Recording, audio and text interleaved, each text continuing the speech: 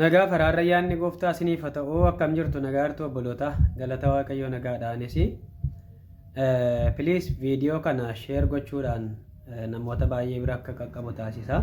Sheer gochuun namatti ulfaatu. Guyyaarraa marsaa 24ffaa eenyummaa Yesuus kan jedhu jalatti waa'ee araarsummaa Yesuus itti fufneetu yeroo sadaffaadhaaf ilaallaa jechuudha. Mata duree Yesuus araarsaadha kan jedhu kana yeroo sadiitti deebinee kan ilaalaa jirru.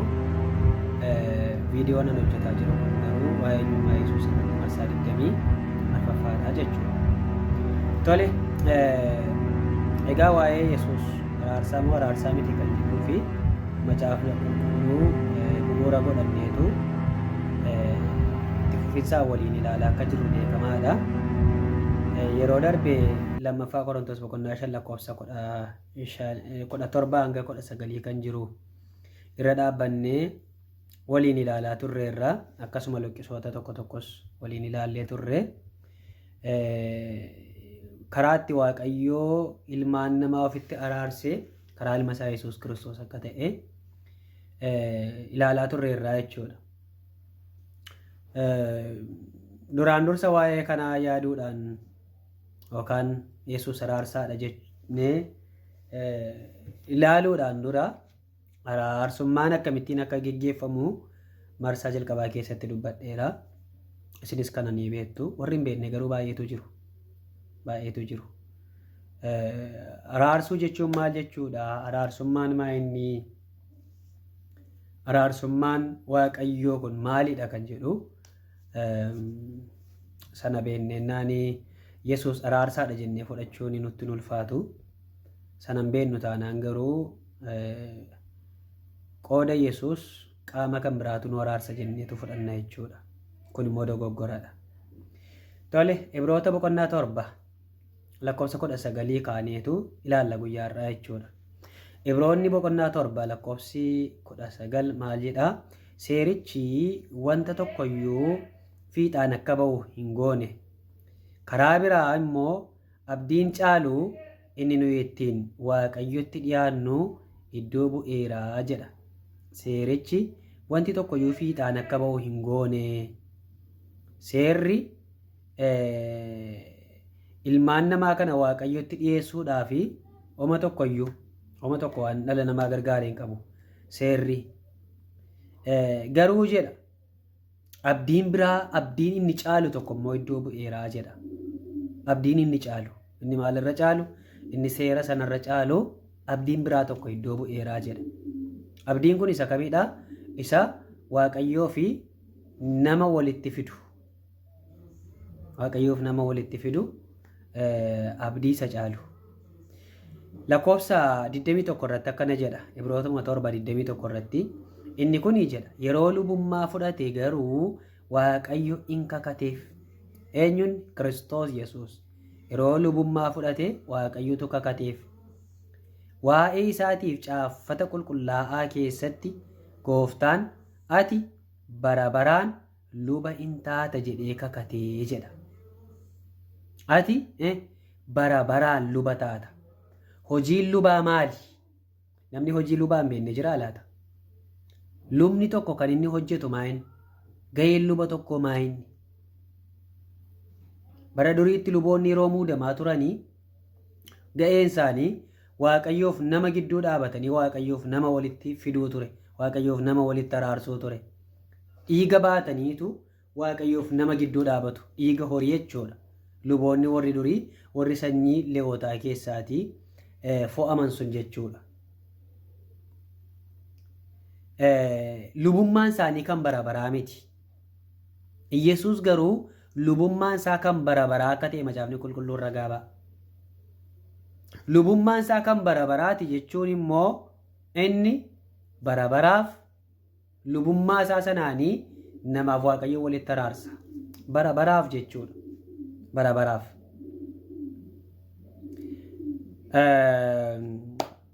Lakkoofsa 23 irratti akkana jedha. Luboonni warri duraa'eedha. Sababii du'aniif hojii isaanii itti fufuu waan hin dandeenyeef namoota baay'eetu luba ta'ee jedha. Lubni tokko har'a muudamee hamma hojjetu hojjetaa hin du'a waan ta'eef itti fufuu hin danda'u, itti fufaa miti. Luboonni warri sanyii Lewwotaa keessaa waamaman sunii lubummaan isaanii dhaabbataa godhanii hin qabne yookaan dhaabbataa ta'ee ittiin fufu lubummaan isaanii. Yesuus Kiristoos garuu al tokkicha du'ee inni du'aa ka'e sun bara baraaf jiraachuudhaaf immoo waan itti fufuu fi lubummaan Yesuus kun kan bara baraati jechuudha. Ammas kan bara baraati. Irraan geeddaramu, irraan fuudhamu, irraan shaaramu. Lakkoofsa 25 irratti akkana jedha. Ibrootuma irra jira. Ibrootuma boqonnaa 7 irra jira. Lakkoofsa 25. Kana irraa kan ka'e inni yeroo hundumaa isaaniif kadhachuudhaaf waan jiraatuuf jedha. Warra karaa isaa gara Waaqayyootti dhiyaatan hamma dhumaatti fayyisuu hin danda'a jedha. Waaw! Inni yeroo hundumaa isaaniif kadhachuudhaaf waan jiraatuuf. Argitu amma waa'ee Yesuus nuuf kadhata moo nuuf hin kadhatu kan jedhu kanasi warra Ortodoksiidhaa rijeekti godhu hin fudhatani kana. Hin fudhatani. Macaafni immoo inni yeroo hundumaa nuuf kadhachuudhaan jiraata jedha. Yeroo hundumaa nuuf kadhachuudhaan jiraata. Nuuf kadhata gaafa jennu Yesuus waaqummaa qaba. Waaqummaa isaatiin nuuf kadhataa miti. Namummaa isa fudhate sanaan jechuudha. Yesuus sababa malee namummaan fudhanne. Calliseedhuma miti. Yesuus namummaa kan inni fudhate calliseedhuma miti. Foon namaa kan fudhate, foon namaa kan uffate yookaan foon uffatee biyya lafaa kanarra kan inni dhufee fi calliseedhuma itti tolee miti yookaan barbaadeema fedhee miti. Sababa qaba. Sababa qaba. Fakkeenyaaf wayyaa kanan uffadhuu fi tokko qullaa koo dhokfachuudhaa fi lammata immoo bareedee fuula keessan dura taa'ee isinitti dubbachuudhaaf inni biraan maaltu jira? Yesuus Kiristoos foon namaa kan inni uffateef yookaan foon qabeessa kan inni ta'eef foon isaa sanaan ilmaan namaatiif aarsaa kaffale. Aarsaan sun bara baraaf fayyada. Al tokkicha kaffalee bara baraaf immoo fayyada. Yesuus nuuf kadhata yeroo jedhamu macaafni qulqulluunis yeroo hundumaa nuuf kadhachuudhaaf jiraata gaafa jedhu yeroo hundumaa ganamaaf galgala guyyaa ka'ee sii kadhata jechuu miti. Al tokkicha kan inni sii raawwate sun bara baraaf itti fufee gahaadha.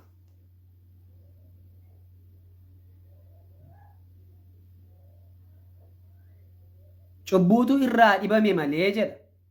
Isa akka keenya qorame garuu dadhabbiin keenya immoo kan garaa isa hin rukunne hin qabnu jedha. Luk cubbuutu irraa dhabame malee Yesuus akkuma keenya qorameera. Dadhabbiin keenya immoo garaa isa rukuta.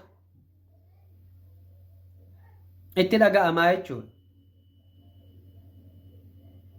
Nuuf jedhee kan hundumaa ta'e waan ta'eef. Dadhabbiin keenya waan itti dhaga'amuuf yeroo hundumaa nuuf kadhata. Yeroo hundumaa nuuf yaadaa jechuudha. Namni kiristaana ta'ee kana hin fudhanne kiristaana miti. Namni kiristaana ta'ee kana hin fudhanne kiristaana miti. Lakkoofsa 27 Ibroota boqonnaa 7 lakkoofsa 27 akkana jedha. Inni akka hangafoota luboota warra kaanii guyyuma guyyaatti duraan dursee cubbuu ofii isaatii kana booddee cubbuu sabaaf aarsaa dhiyeessuu isa hin barbaachifne. Eenyu? Yesuus akka luboota warra kaanii duraan dursee cubbuu ofii isaatiif itti aansee immoo cubbuu isaatiif duraan dursee cubbuu ofii isaatiif itti aansee cubbuu namootaatiif aarsaa dhiyeessuu san barbaachifne. Kana jechuun kan ofii isaatii fi Yesuus guyyaa tokko ofii isaatiif ani cubbamaadha jedhee kan ammoo ofii kootiifan aarsaa dhiyeessa jedhee guyyaa tokko yoo aarsaa hin dhiyeessine ofii isaatiif jechuudha. Ofii isaa garuu aarsaa godhee namootaaf dhiyeesse. Ofii isaa garuu aarsaa godhee of laate.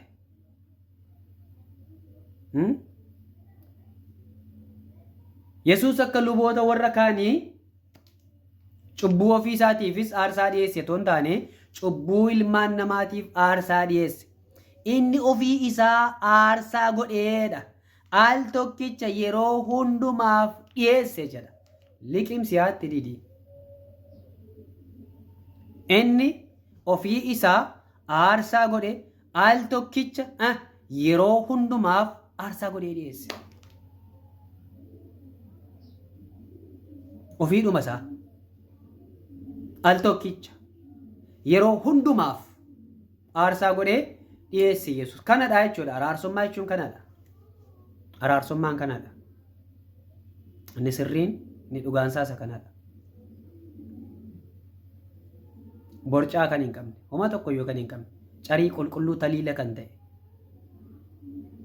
Liqimsitti didi. Okay. Tokkoffaa Xiimotewos boqonnaa 2 lakkoofsa 5. Waaqayyo tokkicha. Inni gidduu dhaabatee Waaqayyoof namoota walitti fidus tokkicha. Inni immoo Kiristoos Yesuus isa nama ta'ee mul'atedha. Waaqayyo tokko. Macaafni qulqulluun waa'ee tokkichummaa Waaqayyoo nutti hima. Qaamni biraa immoo dhufee Waaqayyo keessan sadiidha nuun jedha.